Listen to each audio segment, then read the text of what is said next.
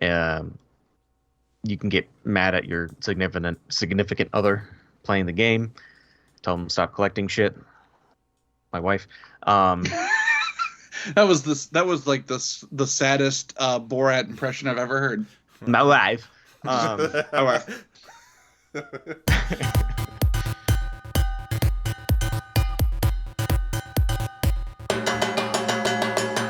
Welcome to the Good Games Podcast. My name is James.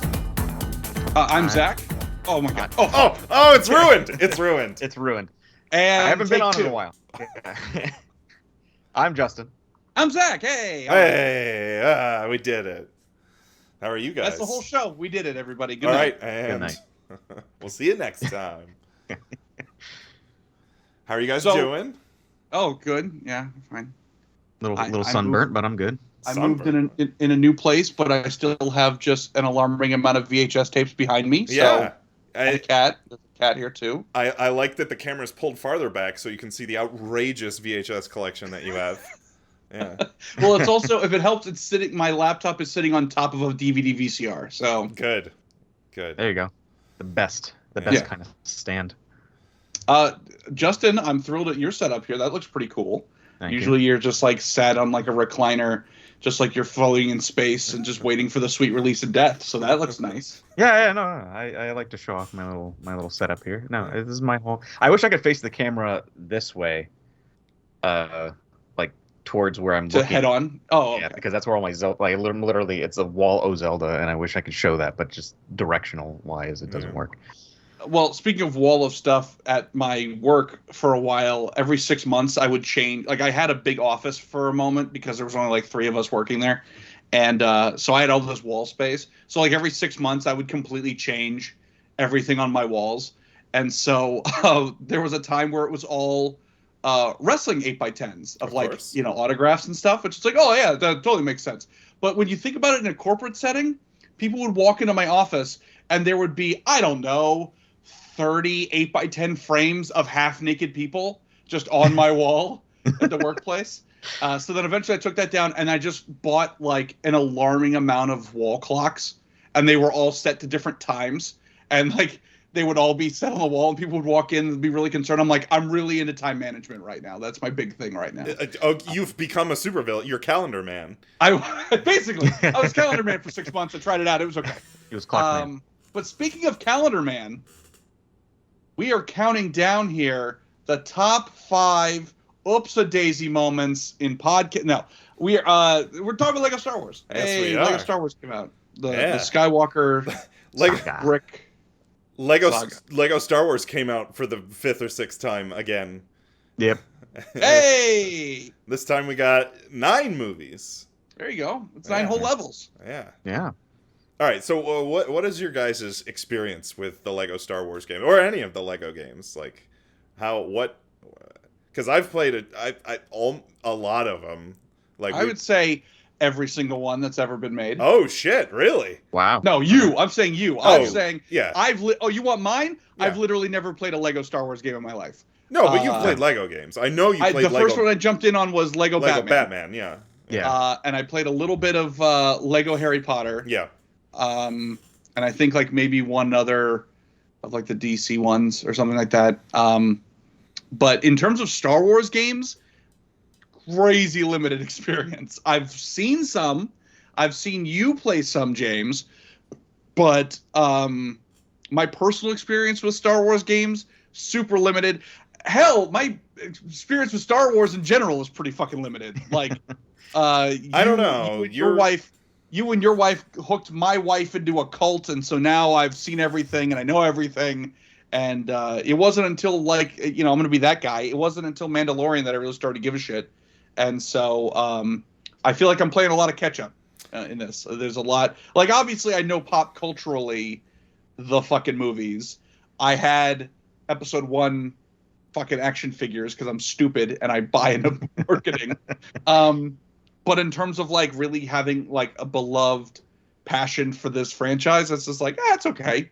And I know about it pop culturally and the impact it's had pop culturally and on filmmaking. So that I wasn't lost in anything in Lego Star Wars. I wasn't like, wait a minute, who's this fucking character? Like I got it for the most part. Darth Vader's his father? Yeah. Well, whoa. Since when? Is this retcon bullshit?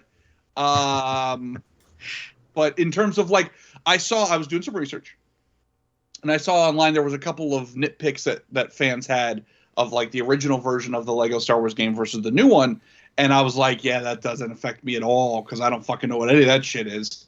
So this has all been basically fresh for me, with the added bonus of like I know the movies that it's referencing, so or that it's about or summarizing, I should say. Yeah. So that's me. That's me in terms of the Star Wars game. Justin, what about you? What's your experience? Mine is primarily the Wii Star Wars Legos. I mean, that's the one I've played the shit out of. My perfectly legal copy of Star Wars. Lego Star Wars. Definitely what? not some kind of like hacked situation whatsoever. That was like the complete trilogy or some shit, or the original trilogy. Yeah. I can't remember what they called it. I think it's original. Yeah. Yeah, me and Ashley would play it. I know we played it back in college. We would just kind of progress through it like randomly. Mm-hmm. Like it'd be like one of us is playing it, then two other people are playing it. I don't know. It was kind of and then I remember us like my biggest thing is like with those kinds of games because it's I guess you could say it's kind of a collectathon. Yeah. It's mostly a collectathon. So like one of our biggest things is just going back to the levels and 100%ing the shit out of it. But yeah, like in terms of Lego games, I've Lego Harry Potter. I know Ashley gets her rocks off on Lego Harry Potter. She will go back and play that game many times, even if she's 100%ed it.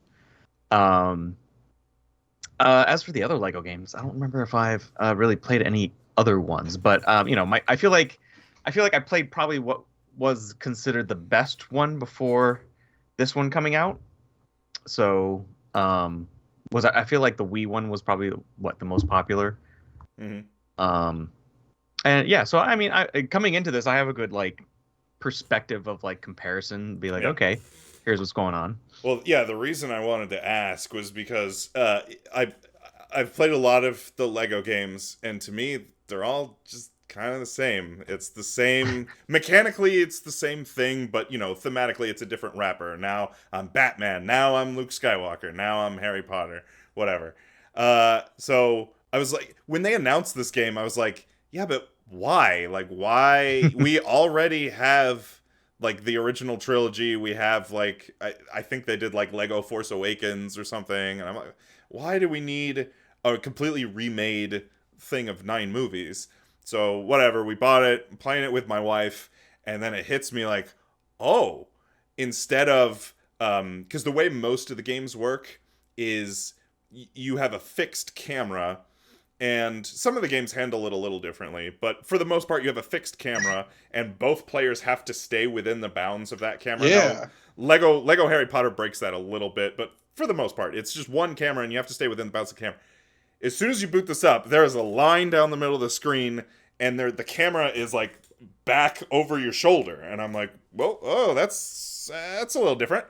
And turns out, for me at least, that was a fucking revelation. Because and I wanted to, I'm glad you pointed out, Justin, that you and your wife played a lot of the Lego games. No shade thrown at Ashley, but she's the most maddening person to play these Lego games with because she obsessively wants to 100% collect everything, all the studs, gotta get them all. Is there anything? Let's go back here. Gotta get it. And like when you're tied on one screen and you're like waiting for that other person, you're like, oh my god, can we? This is amazing because like one person can fuck off and go collect everything, the other person can progress the story, and the collectibles are fucking outrageous in this game. There's so many things to collect.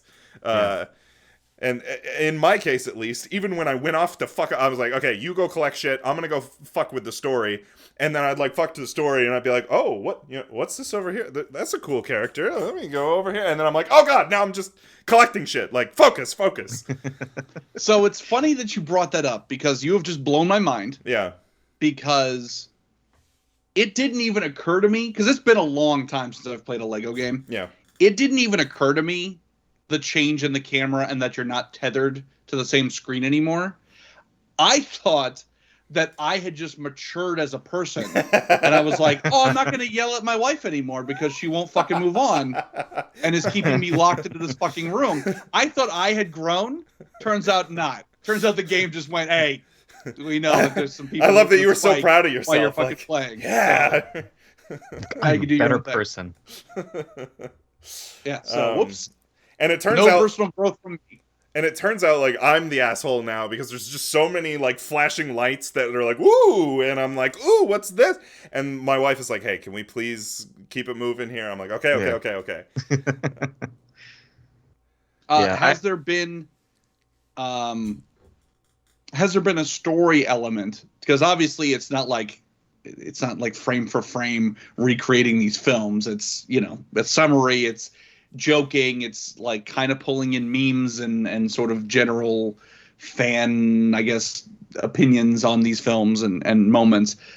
Has there been a moment that stuck out to you that you're like, this game's great, I love this game, like as like a dumb joke or how they've handled something or anything along those lines in the game so far? Yeah. James, start with you because you nodded very very knowingly. Well, there's a lot of like really deep cut references, like the thing, I don't know how I'm gonna edit this, the thing that I referenced with, and I'll just re-explain it.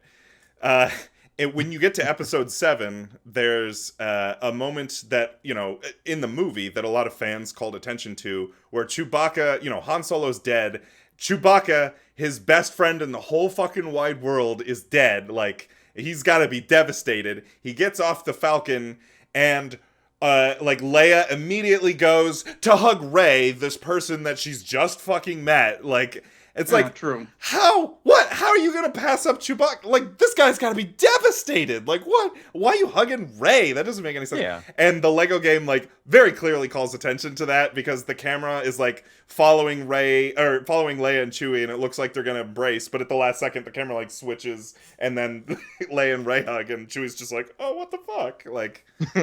Poor Chewie. Yeah. Well, Justin, why don't you has there been anything that's jumped out at you so far that you're like, oh, fuck yeah? I mean, honestly, I've been loving all the fun little jokes they've been making. The one thing that comes to mind is like the weird. I felt like they were trying to make like an adult joke when one of the like doors came down and Vader stuck his lightsaber through, and it was like wiggling around. And he's like, seems to be stuck. Yeah, that was a very odd choice. I was like, that seems very phallic, kind of. Yeah, I enjoyed that we opened the game with that joke. Like, he stuck his lasery dick in and it got stuck. Also, am I crazy? The other Star Wars games didn't have commentary, right? No, there was no. Right. They were just all, and that was it. There was no noises, right? And then this had lines, and I was like, it's been a couple of games. Yeah. I don't know which started it, but I'm pretty sure that like the stupid Lego Jurassic Park games had voices. It's been a recent development in the past few years that they were like, hey, we're getting deep enough into representing these films that we can't just get away with like mumbling, that like we have to get voice actors involved so that it can be a little more robust summary of the story, and it's not just like, well, you get the idea, it's for kids. They were like, well, if we're really going to tell the story, let's get some fucking voice actors in here. One thing for me, I agree, I love the jokes that have been made. I love the weird running joke with Darth Vader couldn't decide whether or not he knew that Obi-Wan was on the Death Star or not. Yeah, like they did it like 3 times. Like he was like, I feel something. No, wait, no. Wait, yeah. And at one point he's like working out and he's like, yes, I feel it. No, wait, no. And then like Obi-Wan walks in, he's like, like I was like, that's funny. So let me jump to this then. So we talked about like little moments that stuck out. And the love of now the characters are untethered. Are there any other elements that either game-wise or structurally or whatever that you've really, really enjoyed so far? I will say I love... so just like all the games, of course, I'm a fucking goblin, and I love having the 1,000 fucking characters to unlock, and we've punched in a bunch of codes. So like we have like all these weird characters. I've been playing as Grand Moff Tarkin, and I've been playing as like this weird the fucking Mr. Bones fucking droid. Like I don't fucking even know. I had to find out what his backstory was, and I was like, this is fucking awesome. So I love that shit. But that's a staple. I will say though, the interacting with other characters, like to give you like rumors and things like that of like side quests, I actually don't hate that. I think it's actually kind of interesting. Yeah. And especially like that's another opportunity for them to put in more jokes, which I think is good. And just a huge fucking voice cast. Like, I know it's probably only like 10 people and they're just doing a million voices, but like just the variety of voices that you hear in this, I was like, this is fucking amazing. That's one of the things I'm really taking out of this is the voice acting in this. It's really fun. Some of the sound-alikes are really good. The Harrison Ford sound-alike, fantastic. The Luke sound-alike is pretty good. And then we got to Return of the Jedi, and or maybe it was Empire, and I was like, oh my god, the Lando sound-alike is amazing! That's so good! And then I looked it up, and Billy D. fucking Williams. Of course! He's not going to turn in a paycheck. He was like, oh, look there, it's fine. I was like, holy shit, that's so good! How did they... It turns out it's the real guy. It's actually Billy D. And, of course, Anthony Daniels is C-3PO, because... If you didn't, Anthony Daniels is like obsessive about like he has to be C-3PO in literally everything. So like, just like all the video games, TV, whatever. Anytime they depict 3PO, he's got to be the man. Hey man, there's nothing wrong with protecting your gig. I get it. No. Yeah. But anything else that stood out is like. This is something really, like I said, the voice acting I'm impressed with. Because again, you're making money with this fucking game. So like you could have phoned that in. You could have just gone like, we're just going to pay people in the office to come in and say, no, he's Darth Vader now. But like very impressive. There's a lot of good variety and a lot of people just sound like they're giving it a shit. So I was like, okay, cool. That's good. Yeah. I love the jokes. Yeah. The jokes are great. I can't get over the jokes. Like especially now that there's voice acting, it makes it that much better. Because there's a lot of joking in all the Lego games. They kind of put little fun little things in there. But like now that there's actual voice acting in the Star Wars stuff, I feel like it gave this whole nother level of comedy to the game. Yeah, because again, at the olden days, it had to be all physical. It had to be like it had to be almost like pantomimed. Versus like, oh, now we can just write funny things now, and that can be part of it. Well, one of the jokes that only works with voice acting is when you select Qui-Gon as like a character you want to play, the voice actor says, "Oh, I have a very particular set of skills that might be helpful here," and I'm like, "What? You can't say that. You're not allowed to say that. Kill somebody. You're not allowed to say his daughter back." That's amazing. Yeah. So let me flip-flop it then. What is I will be honest, there's not terribly much in this game that I haven't liked, but is there anything that stuck out to you? I have one specific thing, but is there anything that has stuck out to you that has just absolutely sucked donkey balls about this game? And don't say they have the fucking sequels in it. That's very lame. Don't say that. Okay, they have the prequels in it. Got him. Got him. Comedy. We got him. He got it. He got there. Fuck you, prequels. Yeah. Jar Jar Binks, that character sucks. I'm the first guy who said that. No, this is one of those games that like I feel like could have used just another month in the oven, just like a little bit more QA time, because we've had a couple of like weird bugs. We did the sail barge thing, and I was playing as Luke Skywalker, and I like force tossed my lightsaber, and it never came back. And I was just Luke Skywalker without a lightsaber, and I was like glitched for the rest of the level. Like I couldn't attack, and my camera was fucky. Same thing happened in Force Awakens when Rey was fighting Kylo. I think I was Finn, because like we're playing co-op, and I was Finn, and the game needed Finn to be in the battle in order to progress.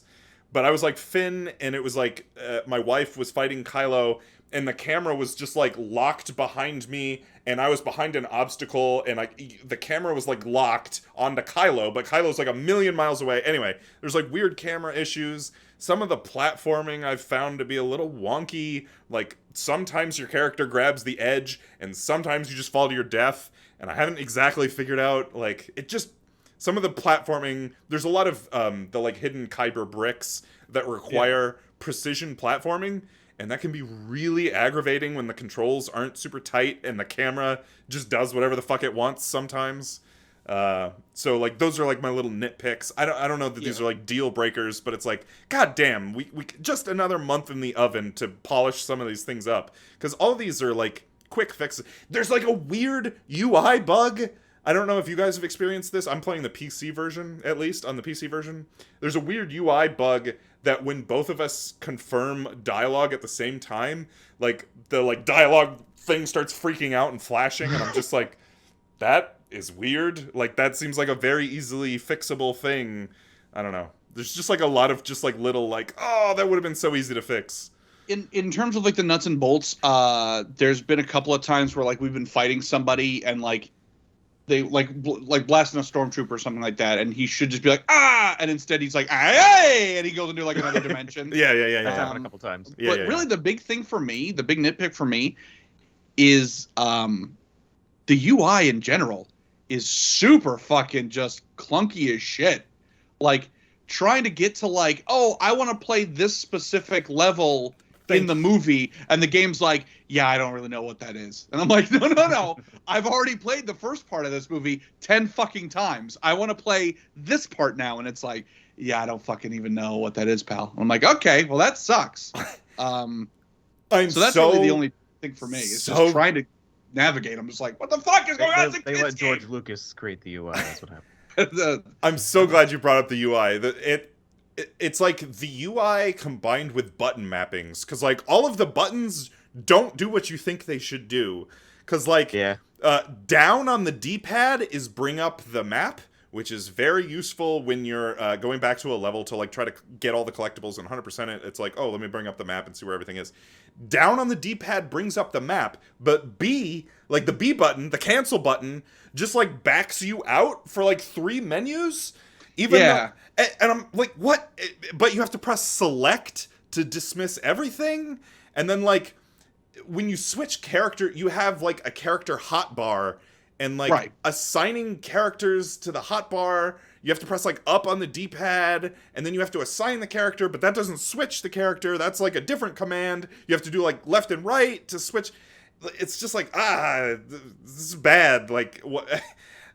It's like UI is one of those things that like you don't even think about when it works well. It's just like, oh, this is right. Yeah. But like when it's done bad, it's like this one. Well, it's interesting because, you know, the jokes and like the gameplay and things like that, I'm playing it and I'm like, yeah, this game ain't for babies anymore. And then when I go through the UI, I'm like, can this game be for babies again? Because what the fuck am I doing? Like, I just want to go to this goddamn planet. So yeah, that was really the biggest obstacle for me, is just like, oh man, the game itself is a lot of fun, but getting to the fun part is very taxing. And I'm like, do I really want to play this right now? Can I be playing Kirby instead? What the fuck am I doing? And again, like, none of these are deal breakers. There's just like a lot of annoying nitpicks that it's just like, this would have been easy to you got the hard part right. The easy part you fucked up. Yeah. I had a couple where like in the Rebel ship when I was like shooting up the stormtroopers, where the other character, when I'm just the AI in general, just started walking like in front of me. Yeah. I'm like, what are you like? Go away! Like, what are you doing? And I have to move, and now my targeting isn't exactly working on the stormtroopers. So it's like I don't know. That was kind of one thing that kind of took me out. The other thing that happened to me, also on the Rebel ship, was I shot one of the canisters, like the red canisters that are supposed to like go around and explode. So the stormtroopers are over there. I'm like, all right, I'm going to shoot the canister and make it go off. Now I know what it does. So I shoot it, and I can see it in the background kind of flipping around, doing its thing. All of a sudden, it comes right at me and blows up in my face and kills my character. I'm like, oh, I was like 50 feet away from that, and it blew up in my face. Fantastic. It avoided every stormtrooper and just said, fuck your face. You got to get the fuck away from those explodey barrels. I did that a million times, because you can force grab that with the Jedi characters, and it like hangs over your head. But when you throw it, you got to make sure you're chucking that thing like 100 yards downfield, because like if you chuck it anywhere near you at all, you die instantly. You gotta hit him with the fucking the Hail Mary, the big Hail Mary throw there at the fourth quarter. But no, you got a cat on the box right now. I got a cat taking a shit. So well, good. Oh, I'm sure if he had his druthers, he should be shitting there too.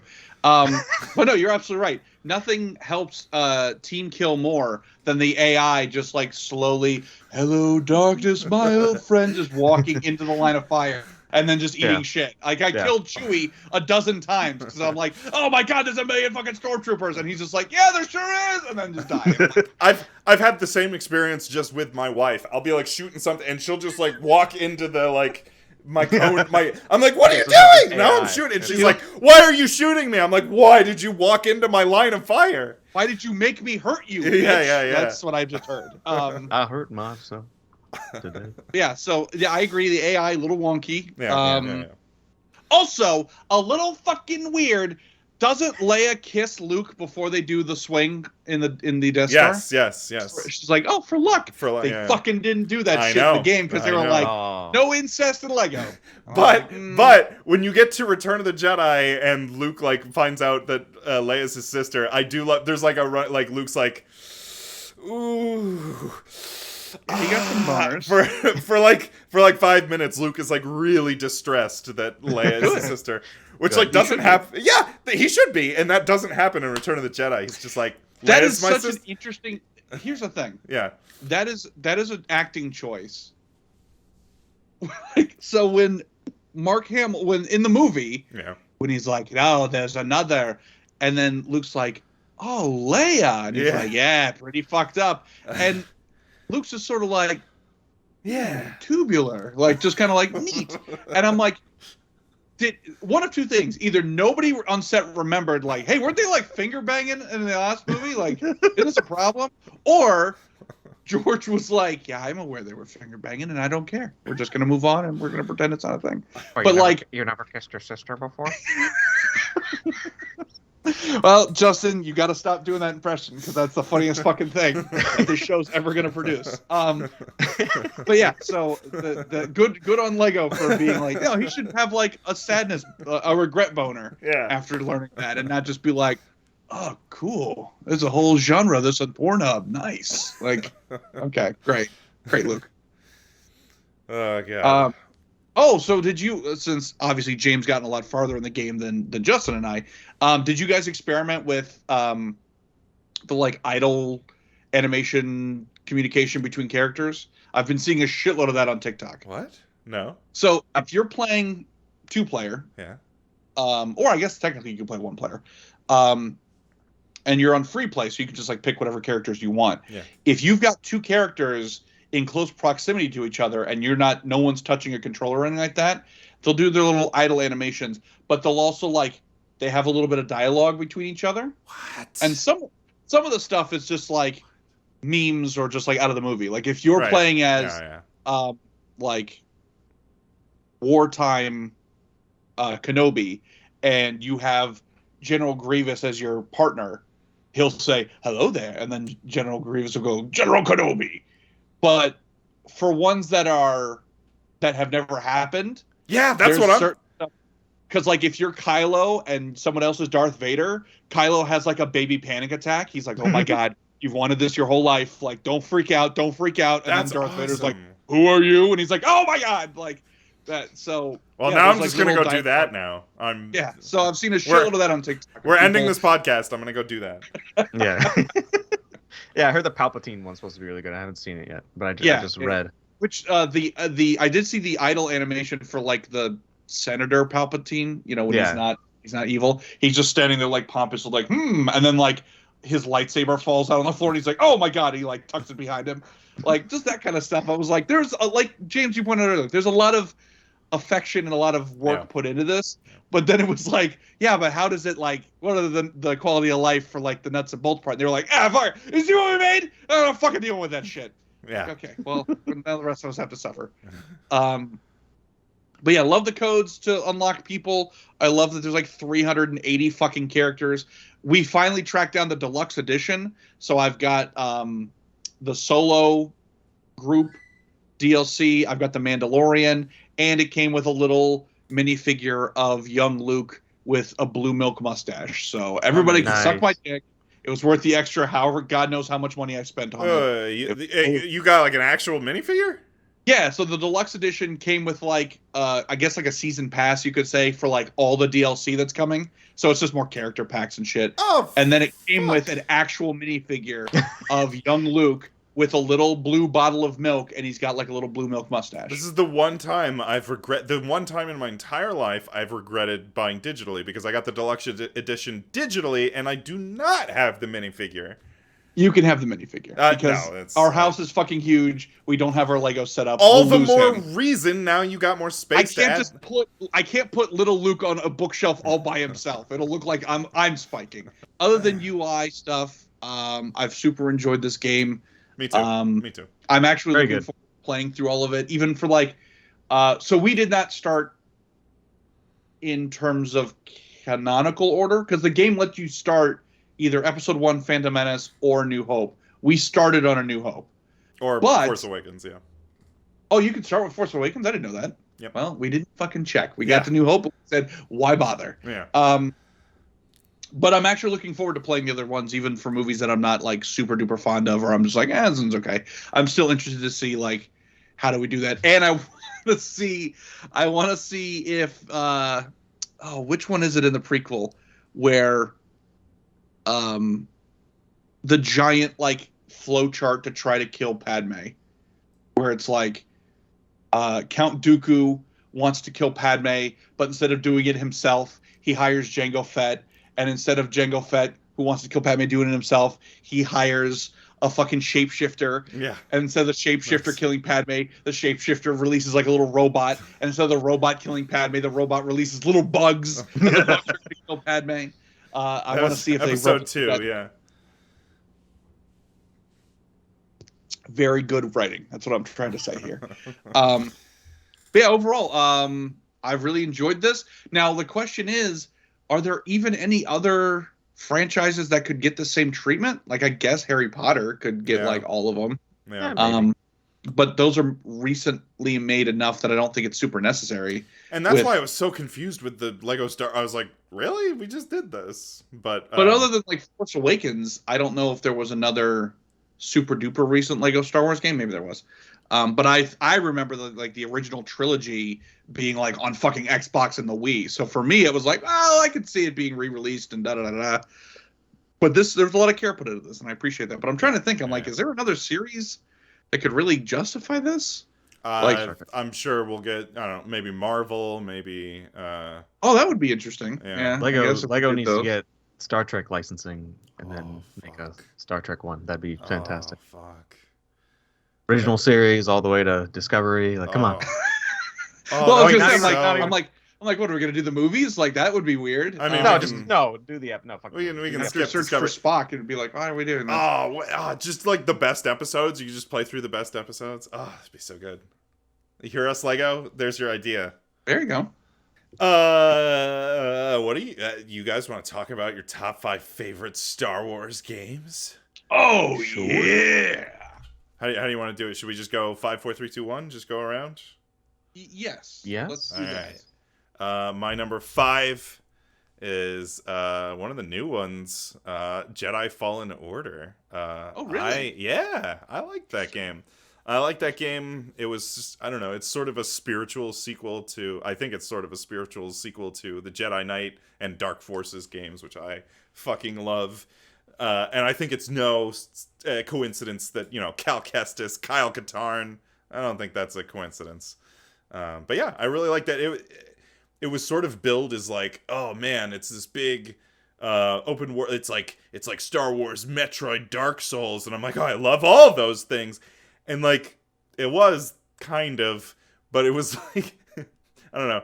It was fine, but the level design wasn't quite as good as Metroid, and like the combat system wasn't quite as polished as Dark Souls. But I still really like that game. For me, number 5 is 2017's Star Wars Pinball by Stern Pinball. Hell yeah. The first time I played it was at Gods and Monsters in Orlando, Florida, which is a fantastic little collectibles and comic book store. Now, you're talking about the actual table. I'm talking about actual table, full LED screens. Holy shit. It's basically just sort of taking the best elements of the first 3 films. And so playfield's nice. Some of the Stern stuff that comes out recently is just like, this is insane. Like, I would love to show like a grandpa this as a pinball machine and be like, yeah, fucking old man, it's witchcraft now. Like, there's just so many, like, you get certain bonuses and a whole goddamn movie plays now. Whereas, like, you know, when you grew up and you're playing the Addams Family one and it's the little yellow and black screen that's like, oh, it's fucking thing walking across. Neat. Like, now it's a full, like, multimedia extravaganza. And then it's like, yeah, and then you hit the silver ball. So that's number 5. I have played some of the older ones, but that one is just like, holy shit. And it's such a great use of the really high-end LED screens and the technology that you can jam into a pinball machine now. That's like the perfect, because you know, there's like a Walking Dead one and you're like, this is a fucking waste of time. The Star Wars one, I was like, this is why we were jamming electronics into pinball machines, was because of this fucking thing. So that's number 5 for me. Love it. My number 5, I put the kind of recent Squadrons. Oh, nice. Oh, okay. Yeah, hell yeah. I like the Squadrons. I like to just, I don't know, for me with Star Wars, I just kind of like the flying games. That's always been my kind of appeal, is just flying all the different ships and doing all the different things. So you'll probably find a theme in my list a little bit. But yeah, Squadrons, overall, it was a good game. There were obviously, story-wise, it was kind of poopy. And multiplayer-wise, it was even more poopy. But I don't know. I just enjoyed the gameplay a lot in that. I just liked flying the ships around, and I got a good joy out of that. Nice. Okay. My number 4 is the game we just talked about for a long time. I really liked Lego Star Wars, the Skywalker Saga, so we don't really need to talk about it anymore. I think it is the best game to play, the best co-op game. It's just a Star Wars game to I want to share this with somebody else. That's like the perfect game to do it. Although now that you threw in like pinball machines, now I'm thinking like, oh man, there's so many Star Wars board games and miniatures games. But anyway, I'll keep. Well, I was gonna say my next one was gonna be Star Wars the arcade game, because I pumped a shitload of quarters into that, where it's got the big fucking like dome thing around you and the whole thing, and if you play up to it, you fight Darth Vader. And I just remember seeing the like little preview video where it's like, come put your quarters in me, and you'd be like flying the fucking X-wing and shit and fighting Darth Vader, and I'm sure there's probably some kind of ruling on like how much noise can your fucking game make in an arcade, because arcades are very noisy. Yeah. But it always felt like the Star Wars arcade game broke the rule, because as soon as it was like done with its cycling of like, oh, there's a level of this, there's a level of this, and you got to shoot Boba Fett because you got to get him in the Sarlacc pit. Then when it would come back to the main screen, it would just be like, bah! It was so loud playing the John Williams score. That I remember being in like countless arcades, and it's just like a wall of noise, and then that would always break through, is the giant fucking booming John Williams score. So yeah, that's number 4 for me, is Star Wars the arcade game. Nice.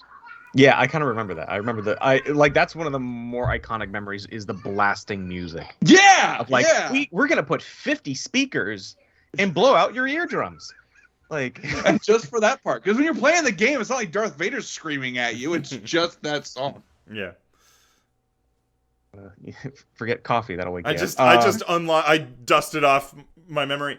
I know. Yeah, it's like that was one of my dust offers right there. Dust off. I have like intense like muscle memory of like, oh, it's so hard because you gotta like, it'll shoot as fast as you pull the trigger, and I'm like, oh, you can't really do this that fast. So I'm like doing this on the fucking trigger. I like that. That's my hack. You got to do this on the trigger. That's you need a real Star Wars the arcade gamer, if you ain't doing the baby Nazi salute to fire the weapon, if you ain't doing that, you ain't shit. Beautiful. My number 4, I played on. I'm pretty sure it was the GameCube, I think. Star Wars Bounty Hunter. Oh yeah. As you played as Jango Fett. I kind of enjoyed that, just because it was out of the element of like all the other Star Wars stuff, where certain things are trying to play into the story. As a kid, I just remember playing that one, and it was just fun, just being someone different, because you never really got to get too deep into the whole bounty hunter lore of Star Wars that early on. You knew about Jango, but the most you got out of it was Jango had a little like skirmish with Obi-Wan, and that was about it. And then you have Boba Fett, but again, it's like we didn't get much of Boba Fett even in the earlier movies. So it's like at the Back time, in the Star Wars days, before he got ruined and became woke. Yeah. It felt like Star Wars Bounty Hunter was just like, I don't know, it was just like a fun game to play and see how all his technology worked and how he like captured people and all that. And I thought it was pretty cool, gameplay wise. I need to go and finish that game because I never finished it. But I just remember enjoying it very much. My number 3 is Star Wars Dark Forces. This is like, it's so good. I love all the Dark Forces Jedi Knight games.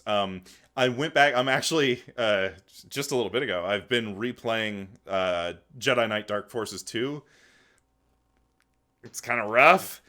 Oh. The original Dark Forces, though, which is my number 3, that game holds the fuck up. This is commonly referred to as like a Doom clone. Like visually, it looks very similar to Doom. It's a lot of you have like very fast, like you know how Doom guy walks. He's like super fast, and like all the projectiles zipping around. You got places to be, and the projectiles move slow-ish, so you can actually like dodge and like weave projectile. That's exactly how Dark Forces plays, and it's like all of the characters are like JPEGs, like they're the flat JPEGs that kind of twitch as you walk around. Like, I gotta get out of the way. So yeah, Dark Forces is exactly the same thing, but with a Star Wars skin. The original was, at least, and then Jedi Knight added a lot more of like. A little more focus on like platforming and puzzle solving, and then you could switch the camera to third person, and then that just kind of became its own thing. But the original is more like Doom. If you like Doom and Star Wars, you probably have already played it. But if you haven't for some fucking reason, then go play Dark Forces. I'm looking at the two, and yeah, you're definitely, the first one's definitely Doom. I feel like the second one looks more like kind of Quake-ish. I was just about to guess Quake. I was looks like Quake. Guess, Yeah. It's same era. They kept just upgrading, like based on what the last popular shooting game was. Yeah. For me, number 3 is Star Wars Battlefront 04. Yes. My little brother had it for the PlayStation 2, and I remember playing the shit out of that. That was actually very interesting. And I remember basically living or dying by how much the AI wanted to help. Because, you're sending out your troops, and then it's like, sometimes they were the fucking Howling Commandos, and you're like, yeah! And other times, they were like now, where they just walk into your line of fire, and you're like, great. As a quick, honorable mention, I always thought that Rogue Squadron looked so fucking cool. I never had an N64 as a kid. So I would just see the commercial for it all the time. And I was like, that game looks so fucking cool. But I don't even think I ever got to play it. I think it probably passed me by completely. I don't think I ended up playing emulators of it or anything like that. So, but I always thought that was the fucking coolest idea. I'm just Guess what? You just fucking use ships. Guess what? It was. Oh, fuck. Okay, yeah, well. It was fantastic. But yeah, Battlefront 04 is my number 3, because that game I actually remember having a fucking really good time with. Keep searching. My number 3, trying to figure out his list, is what I mentioned earlier in the podcast of my experience was Lego Star Wars for the Wii in particular. That was just a good I feel like that was honestly my introductory like play into the Lego games. So yeah, it kind of holds a nice place for me, and it's good. It's good to see how that has now evolved into what we have now on the Switch and PC and whatever system you're using. So I don't know. Lego Star Wars is definitely even without the voice acting, it was a fun game. It was a funny game, and it just brings back college memories too. Just those nice, genuine college memories. Always good to have. I don't know. I feel like it's a good. That's kind of like a bit of a nostalgic game now for me. Yeah. My number 2 is Star Wars Knights of the Old Republic, not the MMO. Knights of the Old Republic is like it's BioWare's one of BioWare's first games that like really put them on the map. It's like a D&D style role-playing game that like really explores a lot of like the Jedi mythos. There's a lot of like how the Force works and, you know, how you become a Jedi, and there's a lot of the Force works. There's a lot of like role playing, like actual, you know, making decisions on what you want to do. It has the whole, you know, do you want to be light side, dark side, whatever, which actually no, Jedi Knight was the first game to really do that, but KOTOR continues the tradition of, you know, light side, dark side, which of course they recycled in Mass Effect as Paragon Renegade. But, you know, I replayed KOTOR recently, and it left me really weird because like so much of that holds up really well and so much of it is so dated. The parts that hold up really well are just the writing, the role playing, like exploring the planets is like holy shit, and, you know, talking to characters, and just the dialogue is just so good, and the combat and the menus and the fighting and, you know, every actual like, you know, leveling your character up is like awful. It's like it's so clearly inspired by like pen and paper D&D that they just basically ported over pen and paper D&D. It's like, dude, this is a video game. We can do anything. Like, you don't have to. No. Yeah. I don't know. KOTOR is still really good though if you don't mind the archaic combat. Could that be fixed? We don't know. There's a remake of KOTOR coming, and at time of recording, that remake does not exist yet. So hopefully. Oh, I was gonna say, like, is there like a fan edit where like they've cleaned that shit up? But I guess we'll see. Oh, I thought you were referring to the remake. If it's anything like the fucking GTA fucking definitive edition, then it'll be fucking perfect. So my number 2 is Soul Calibur 4, where you get to play as Yoda. Or was that Darth Vader? Darth Vader. Yoda was on 360. Darth Vader was on PS3. Yeah. Got to get those console exclusives, man. That was the shit. No, low key, I've always enjoyed Soul Calibur games. I'm not like super great at them. I would say I'm probably more of like a Roblox guy in my fighting game community. No, I would say maybe Tekken, kind of, sort of, maybe. In my heyday, Tekken, I guess. But it was super cool, and I super bought into that dumb shit of like, you got to get it for PlayStation 3 because fucking Darth Vader's in it. I need to travel back in time to when you had a PlayStation 1 and introduce you to a really shitty game called Masters of Terraskasi, which... Now, I don't know why, but I own a copy of that now. What? You do? I don't know why. I don't remember buying it, but I have a PlayStation, and I have that fucking game. You would love it, because it plays kind of like a... sort of like Tekken, sort of like Virtua Fighter, but way shittier, because it's so hard to make your characters do anything cool. But it's like, oh my god, you can play Darth Vader, and then there's like weird shit like Mara Jade's in that game. You can play as like a Tusken Raider. You can play as a Gamorrean guard. It's fucking nuts. Just like crazy characters. I want to say they like made up their own Jedi. There's like another female Jedi, or maybe no. I take that back. Mara Jade It was either Mara Jade or they just made up a female Jedi and they're just like, this is our character now and it's in the game, deal with it. I was like, whoa, okay.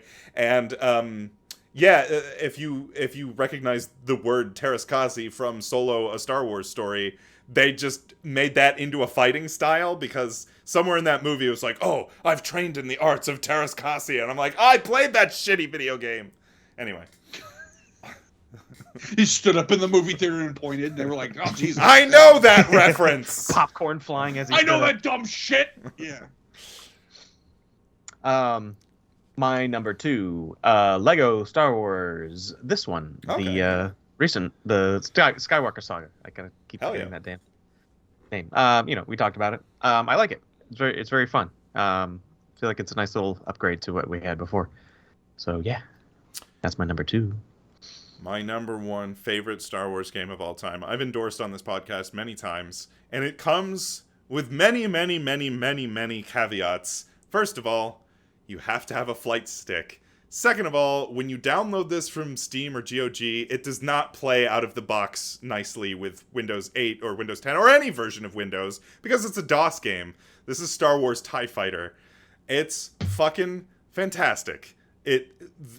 The thing that makes it so great is, again, just the dial. There's so much attention to immersion in this game. Like, before every mission, your flight officer comes up to you and he's like, oh, here's what's going down. The Rebel Alliance has this base, and, our scouts have gone out and they've detected all these ships. You should be prepared for this. But also, intelligence says, maybe something crazy will happen. You're like, whoa, crazy? Like, what's that? And there's another guy, and he's like, hey, I'm a shady guy, and I've got some secret stuff that, don't tell your flight officer about, but you'll be serving the Empire very well. So you have this, list of objectives, here's what I gotta do for the Empire. Here's what I gotta do for the shady guy, and you gotta do all these objectives, and it's fucking great. There is a modern adaptation of this game called Star Wars Squadrons, which Justin mentioned.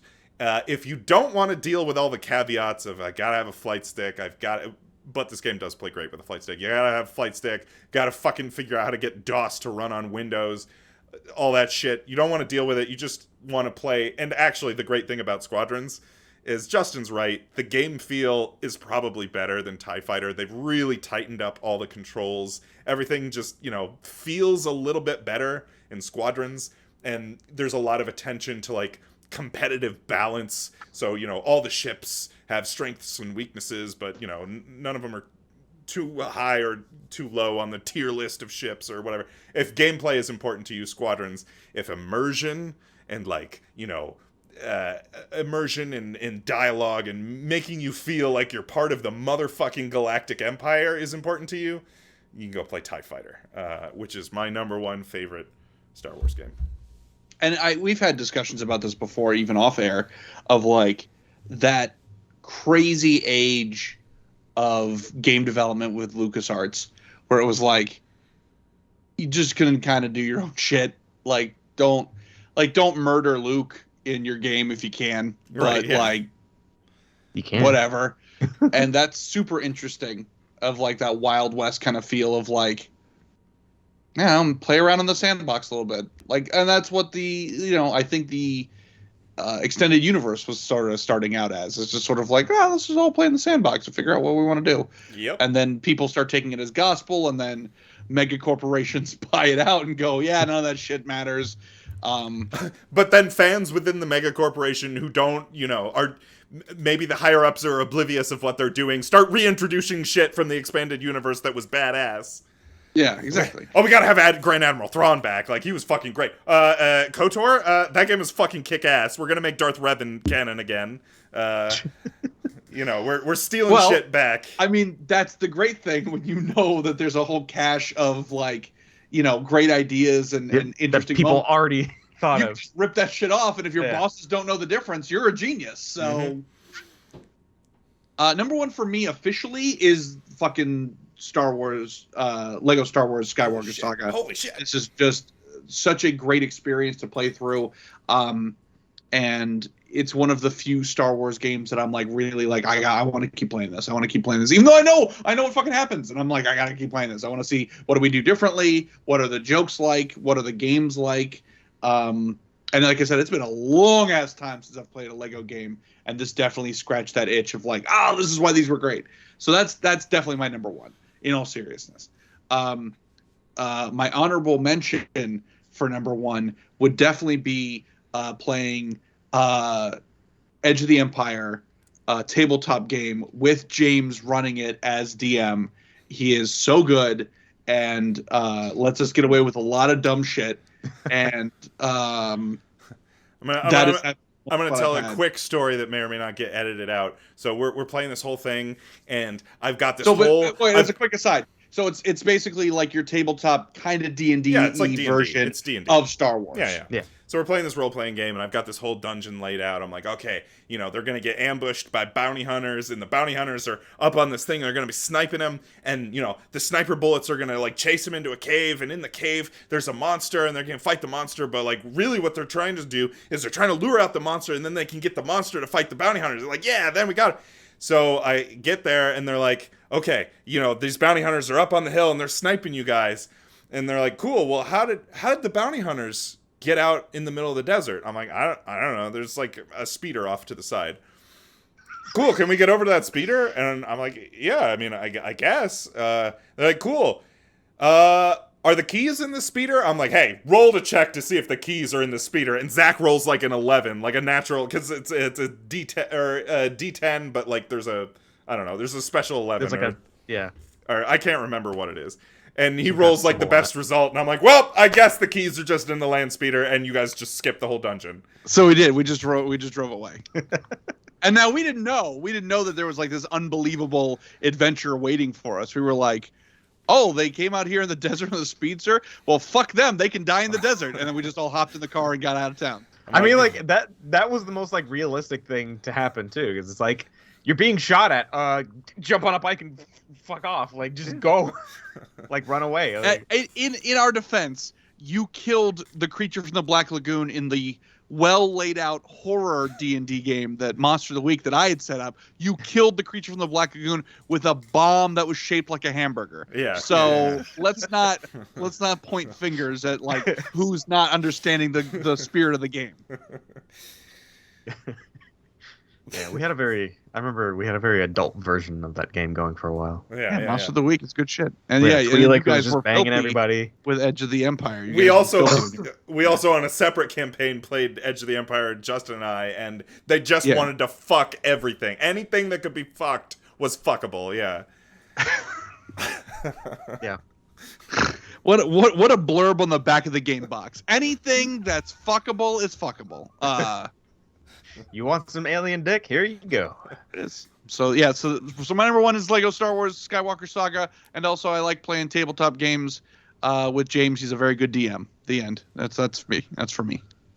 My number one, and I'm pretty sure I've mentioned this before as well. I forget if it was my number one. The Rogue Squadron game. Rogue Squadron. I saw those commercials, and you thought it was badass. Guess what? It was. Oh shit! Okay. Great games. I love the flying games. I really want to go. I want to try to play. What was it? TIE Fighter. You got to jump through. That's going to be possible to try to install, but you got to jump through some hoops. But man, it's worth it. But yeah, Rogue Squadron was that game I played over and over. I just loved flying the ships. I just loved the feel of it. I would just go through. I could just imagine just the playthrough in my mind, that whole game. I just loved just being able to just fly the different ships of Star Wars. That was just so enjoyable to me. Yeah, that was game. That was an amazing top 5. The only crossover we had between the three of us was Lego Star Wars: The Skywalker Saga. Other than that, we all had unique games. That's crazy that there's that many unique and good, apparently, Star Wars games. I will endorse. I can go first. We've been talking a lot of Star Wars. I will endorse all of the Star Wars miniatures games. Actually, I'm gonna endorse Star Wars board games in general. Just all of them are pretty good, actually. Yeah. My favorite is Star Wars Rebellion, which is a 2-player strategy game. It's really, really rules intensive. So, It's not like let's just sit down and we'll have like a nice breezy hour of board gaming. Like, nah, you're going to sit down for like 3 or 4 hours and you're going to play a strategy game. It's like Star Wars Risk. Yeah. That game's great. All of the Star Wars miniatures games are great. I love Armada, X-Wing, Legion. I love Armada especially. Outer Rim, my wife loves that game. It is getting an expansion this summer. All the expansion shit sounds awesome. I'm looking forward to that. I don't know. They're all good. All the Star Wars board games. But the thing I actually wrote down that I was going to endorse off the strength of just one episode, this is not something I typically endorse. I am going to endorse watching Moon Knight.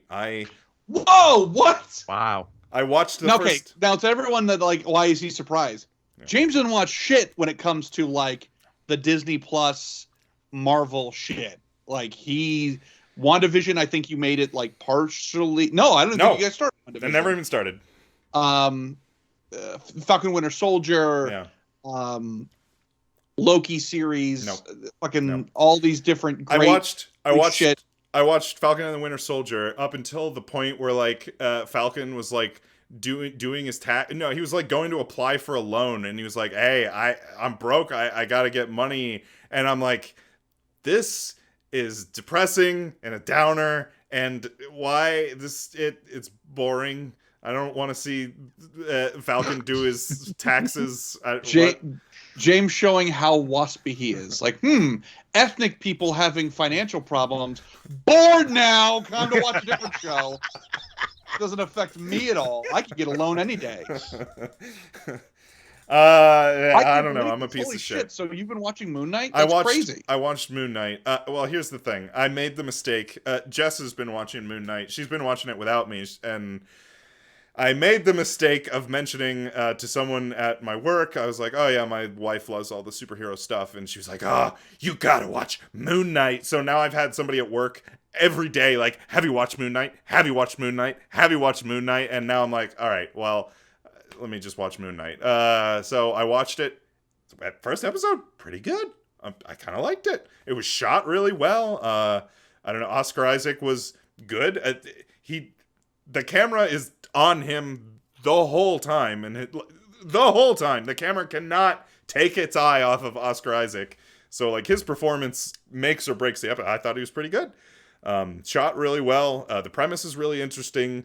It seems like, and you can correct me if I'm wrong, I know nothing about superheroes or Marvel or Moon Knight, or this is my first exposure to it, but it seems like the character basically has like a split personality, and in one personality he's like a doofy normal guy, and then in the other personality he's like a crazy superhero, but he can't control when he switches between one or the other. Yet, at least in the first episode. So one of his personalities is basically Indiana Jones or Nathan Drake, and the other one is like a mild-mannered gift shop, employee. Yeah. The only thing I've been kind of like about Moon Knight is the CG is a little rough. Yes, I pointed that out because there's like he's like talking to, I get there is a voice, and I'm not sure if that voice is his alter ego or just another voice. You don't have to spoil it for me. I don't know. But he's talking to another voice, and he's like, if the voice is like, watch out! And then I'm watching it with my wife. I'm like, watch out, bad CG! And then just like all this terrible like CG logs and terrible CG just explosions. And I'm like, that looks bad. But no, the worst is when there's like a chase scene and he's like driving a truck. Yeah, that's what I'm talking about. Well, before the logs and stuff, he looks behind him, and a guy like jumps off another truck to like jump on, and it's literally like a cartoon character, and then like it becomes real when the guy walks to the back of the truck. Yeah. And then it's like, and it's like, oh, that's an actor now. Yeah. So yeah, the CG is rough, but otherwise it's been a pretty cool show. Luna and I have been enjoying. Otherwise, it's shot. I thought it was shot really well. The only question that I have about that show is, as I just keep watching, I'm like, how the fuck is this going to tie in to like normal superhero bullshit? Yeah. Like, how's Iron Man going to be like, oh man, we got to fight this fucking Kang the Conqueror, and Moon Knight's like, I fucking talk to Egyptian gods and shit. Like, what are we doing right now? I'm not clear. Is this part of the MCU, or is this like its own it is thing? Okay, because it's happening at like the same era, like at the same time. Because you're right. It's all like Egyptian gods and like crazy shit. I don't know. The MCU, like, it's not, as far as I'm seeing, it's not tying in, but like, right. There's a lot established now, so like Spider-Man could run into him at some point or something like that. It's just like I always thought about that with the other kind of the other better Marvel ones, like the Jessica Jones, Luke Cage. Although, like, I was kind of hoping they would work those into the movies. Be like even if it was just like a one-time, like, you know, end game, like here they are. No, Daredevil showed up in No Way Home. So I didn't know that. That's true. I haven't watched. Go watch No Way Home, man. Daredevil shows up in it. I'm excited. James, I'm terribly surprised. I'm shocked that you're giving Moon Knight a shot. I'm shocked that I gave it a shot, and I'm shocked that I enjoyed it. The other thing I was going to mention, Marvel superhero, I guess, whatever, is I didn't know they're making another Spider-Verse movie, which I saw the trailer for that. I was like, oh, awesome. I really enjoyed the first Spider-Verse movie. So, yeah. Well, it's funny because you have a lot of the same ideas that I do, which is like, man, oh man, I really love these side projects that don't necessarily tie in to the regular bullshit. Yeah. Because, like, that's why I liked Mandalorian so much, like, in the beginning, because it was like, oh, this is cool and doesn't have to fucking do with anything. And same thing, like, Moon Knight is fucking super weird and it doesn't have anything to do with anything. Like, Spider-Verse does, I think, one of my favorite. It does the same thing I really enjoyed about certain like video game remakes, is specifically like Final Fantasy VII remake, where clearly in the planning room, like when they're adapting Spider-Verse, they were like, hey, what about all the crazy dumb shit that's in the comics? Should we get rid of that? No, we're going to double down on that. That's going to be like the feature. We're going to have Spider-Pig, and we're going to have, you know, all the crazy dumb shit. Nicolas Cage as Spider-Noir. What about Cloud cross-dressing? We're going to have a whole 15-minute song and dance where, like, yeah, we're going to double down on the dumb shit. And I like that being the decision that's made. Like, what do we do with the weird shit? We double down on it. That's a good point. Yeah. That's a good point. Yeah, I enjoyed the last Spider-Verse, so kind of excited to see this one coming up. Anything you want to endorse, Justin? I commandeered that sure. whole... Yeah, James said them all. No, mine are stupid. They're adult things again. Well, one's kind of an adult thing. The other one's kind of like more appealing. But the first thing is, best thing I probably bought is a dehumidifier. Oh. Okay. It's interesting. So our master bedroom is always closed because we have a cat in there who doesn't get along with the other cats. So she pretty much has to live in there, and she's on a particular diet and this whole thing. So she just lives in her room. So our door is closed all the time. But our bathroom is in our room. So what keeps happening is our room gets all musty and nasty from all the showering, taking a bath. And it doesn't get a chance to get filtered out because there's not an intake for the AC to pull air out of that room. So it gets really, like, kind of moist in there sometimes. So I bought it gets very moist. How do you think the kid showed up? Hey. So I was like, all right, let me try a dehumidifier. Let me just put something in the room that's going to help, like, pull that water out. Oh my God, the amount of water this thing's pulling. I keep emptying the tray. It's filling up a 2-liter tray, like, twice daily. Jesus. Yeah. It's gotten the humidity started at like 50%. It's down to like 35% now. Damn. So and it makes the room feel so much better. The room actually feels dry. It feels comfortable. It doesn't feel gross. You don't feel like you're sweating when you walk in there. You can sleep comfortably. The AC feels better. It just kind of feels cooler. I feel like this is a very Florida problem. Yeah, it's a very Florida thing. Yeah. It's a big Florida thing. So yeah, if you have a humid room, just go buy a dehumidifier. It's good. Makes the room very comfortable. Especially too if it's like a room where you want to keep things from getting wet or like destroyed. So if like your clothes, you want to make sure those stay dry. It's good for that. It's good for books. It's good for board games if you don't want those to get like warped or anything from just standard humidity issues, Florida. So yeah, it's good for a lot of things. So. Well, now you've talked me into getting one for here because I got a lot of tapes that I don't want to get moldy. So that is probably true. A pretty good idea. You probably should make an investment.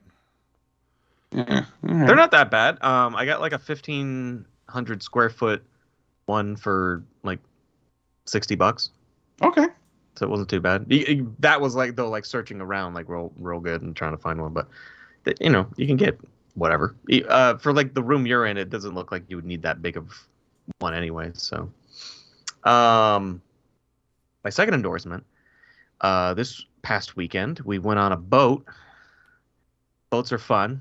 Boats are fun. fun. So yeah, no. So for Ashley's, boats are fun. That's why we're going on another boat ride this upcoming weekend on an even bigger boat. Please don't, Justin. Please don't kill yourself. That's what. What's bringing me joy right now? Boat. Okay, well, that's great. Have a piece of candy. I like boats. No, so for Ashley's company did like an outing on like some pontoon boats. Oh, okay. And it was fun. We went out out of Tarpon Springs. We rented pontoon boats. I had to be one of the boat drivers because everybody else wanted to get trashed. Okay. You were responsible. I was responsible, kind of. Allegedly. No, I was responsible. We went out to a little island that was just off the coast called Antelope Key. Hung out there. It was fun. And it's just fun to drive a boat. Although that boat was kind of slow. Pontoon boats are very fast. I hate that. But it was fun.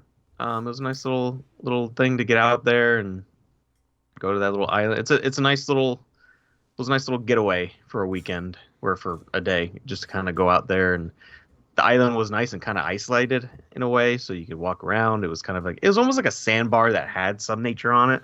Okay. There was a bunch of shells like crazy. Like you'd get full sand dollars, like good looking shells, or even like horseshoe crabs, just dead carcass horseshoe crabs. You could just get. There's some dead bodies later. It was nice. It was beautiful. Yeah. I like that. Your dehumidifier. Zach was like, "Yeah, that's a good," and like a boat and like looking at shells. Count me the fuck out. Yeah, Zach, I'm looking at Zach being like, "Boat and shells? Nope." Big nope. Yeah. Go drive a boat. It's fun. One more thing that just came to mind. I don't know if you guys have heard. This is a very Florida kind of Tampa area exclusive thing. Have you guys ever heard of Mr. and Mrs. Crab? What? I mean, I have know. driven by a couple, but I've never been in. Go to if you like crab or shell, clams, shrimp, whatever. If you like kind of the Joe's Crab Shack kind of like pot boil thing that they do. Okay. Mr. and Mrs. Crab. Holy shit. Oh, fucking delicious. I don't know what the fuck they put in their sauce that they boil these things in. But my God. Ashley and I are addicted to the fucking shit. We've been like so many times. It's crack. It really is. That's crack. Actually what it says underneath it. It's the two crabs. One has a top hat. One has like a little veil. Yeah. And it says it's crack. No, it's so fucking good. Oh my God. I don't know if like James. I don't know if do you eat crab or I'm not I mean, I like crab, shellfish, but I'm not because I went to the Maryland crab. I was in the DC area for like a wedding several years ago, and we went to like the Maryland thing. You got the hammer and you crab, and I'm like, this is just a lot of work for a small amount of meat. What if somebody just pre-cracked and just gave me the meat? That'd be awesome. Pay them an extra $20 to do it for you. Yeah. I don't know. Oh, you don't have to get crab either. They have shrimp. They have just like mussels. Yeah. So things that are kind of open and already eatable. But goddamn, this fucking sauce that they make is just. I don't know how to explain it. It is somebody just fucking, give the man the fucking sauce. Jesus. I want to drink the sauce. Just give me the bag of sauce and I'll drink that. Thank you. Okay. Mr. and Mrs. Crab. If you're ever in like Tampa, Clearwater, St. Pete, there's like this franchise that's starting to kind of branch out. Even in Plant City, they got one now. And it's fucking delicious. It is just, this flavor is just, I don't know how to explain Jesus. it. He's becoming visibly erect. Anyway. I am having the big O over this sauce. So I'm going to combine both of these non sequiturs and give a recommendation on a TV show and a food place. Oh. So TV show. It's new on HBO Max. It's called Our Flag Means Death. It's created by Taika Waititi. Oh, yeah. And it stars Murray from Flight of the Conchords as a very foppish gentleman pirate trying to become a famous pirate on the high seas. But he is very foppish and dandy, and his crew doesn't respect him and things like that. And so they have a couple of little baby adventures that they kind of bungle up, and then they end up crossing paths with the famous Blackbeard the pirate, who was played by Taika Waititi. And they Murray from Flight of the Conchords and Taika Waititi have this agreement of like, okay, if you show me the finer things in life coming from like a foppish dandy background, then I'll show you how to not be a bag of shit pirate. And so like it's actually very, very funny. The whole cast is fantastic. I've super dug it, and it's like blowing up online everywhere. It's like the biggest thing that HBO has done since like Game of Thrones. So it's just going big, and it's very funny, and I was like, good for everybody involved. Food, I was originally going to say Mr. Hot Pot, which is a place that just opened up here, because we went again. We've been there twice now, and we figured out the secret of Mr. Hot Pot the second time. The secret of Mr. Hot Pot, because a hot pot place is you sit at this table. Table has like 4 burners on it, like electric burners, and then it's got in the middle is like a big heat plate. And so you have like a little bowl of broth, and there's a little like monorail that goes around the restaurant that has like little plates of vegetables, and you throw that in your broth and you make soup or whatever. But then there's also like a little added bonus where it's like barbecue, where you can get raw meat and cook it in the middle, and it can like complement your meal. We found out the secret is fuck the broth. That's just there for show, and so the FDA doesn't like shut them down. Go fucking ham on like the bulgogi beef and shit, and just make a giant barbecue in the middle and like throw in like mushrooms and shit and like just cook it up crazy, and that's fucking delicious. But the actual food recommendation I'm going to give, since Justin gave the Mr. and Mrs. Crab recommendation as like maybe a Florida thing, there is a California kind of foodie place called Zimzari, which is in like Trinity, Newport Richie kind of area. They do a lot of like tacos and that kind of Southwest sort of dining experience, whatever. But they have like kind of fancy tacos. They'll do like there's like a filet mignon taco where it's like soft tacos and it's got like fancy beef, and there's a Mongolian beef taco, and so they're very tasty. Okay, great. But they have an appetizer, and the appetizer is called pork and plantains. And so they take a big plate and they take these big ass plantains, which are like kind of like bananas, and they slice them like a little, like a Ritz size cracker size of plantain, and they cook it up, and then they pull like beautifully long sauteed pulled pork, and they plop that right on top, and they put like this little chimichurri sauce on it, and holy shit, it's so good. I actually talked to a fellow employee at my work about it, and they went, and they've got like fucking 10 kids collectively. Like him and the wife have like 10 kids. They have like a fucking minor league baseball team's worth of children with them at all times. And they went to Zimzari, and he ordered the appetizer and told all the children that they wouldn't like it, and he ate the whole fucking thing himself. And I was like, I've never been more proud. What a great idea. So yeah, go to Zimzari, tell them the Good Games podcast sent you, and order the pork and plantains appetizer, because it's fucking incredible. And there you go. When my parents came up to see the new house, I happened to mention Zimzari, and they literally sent me pictures from Zimzari on the way back. Like they were like, "Hey, we left early because we wanted to go check this place out." So there you go, shit. Zimzari in like the Trinity, Newport Richie kind of area, and it's fucking fantastic. So there you go. There's my recommendations for this episode.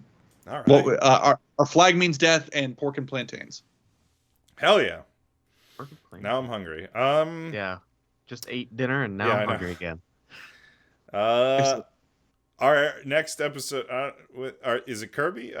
It's probably going to be either Kirby, or, since you brought it up earlier, that every Star Wars board game is a 5 out of 5 classic. We're going to put that to the taste test, and we're going to play the Star Wars VCR board game. Ooh, yeah. It's probably not good. Let me amend my previous statement to say that. Too late. You already said it. Every game is fucking 10 out of 10 on Board Game Geek. You're right. And we're going to put that to the taste test. You're right. That's exactly what I said. Or we're going to play Kirby. Yeah. Or Kirby. Yeah, who knows? Stay tuned. We'll figure out what the fuck our next episode's going to be. All right, anything else? If you're a fan of wrestling, go buy merchandise from fullygimmick.com. If you're a fan of VHS bootlegs, go buy them from Brainbuster Video. We're going to be doing a convention in Ocala in a month called Spookala. It's Halloween themed, and we're going to bring a lot of weird shit. Hell yeah. And the girl from Sleepaway Camp is going to be there. Okay. Angela from Sleepaway Camp from the twist ending. Okay. So yeah. Hell yeah. And I have little preview. I was saying, as such, I made a copy of Sleepaway Camp. So perfect. Oh, Japanese box art. Of course, yeah, of course. I'm a hipster. So we'll see. We'll see how that goes. Yeah. But yeah, that's it. That's all my plugs. All right. Well, for the Good Games Podcast, I'm James. Justin. I'm Zach. Like and subscribe and follow us and watch all that. Hit all the buttons. I always forget to hit. Just click every button. Every button that's on. Just click them all. And then write some comments about. Yeah, make friends in the comments. Tell us why the Stern Pinball version of Star Wars sucks balls and why we're fucking lame or something. I don't know. Whatever. Yeah. Leave that comment. All the negative comments. All right, we're out of here. Goodbye. Goodbye.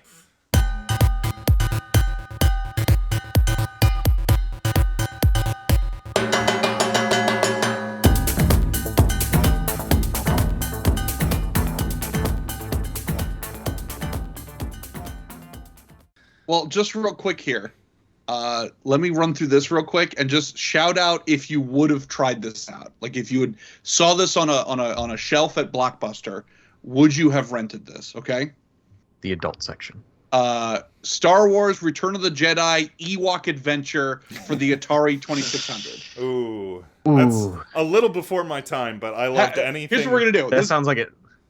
Throw out my previous premise. Smash or pass. Here it is. Smash, yes. Pass, no. Okay. But I mean, smash or pass. Star Wars: Return of the Jedi. I'm gonna little kid me is gonna smash everything Star Wars. Well, so I'm gonna smash it. I'll smash it. Okay.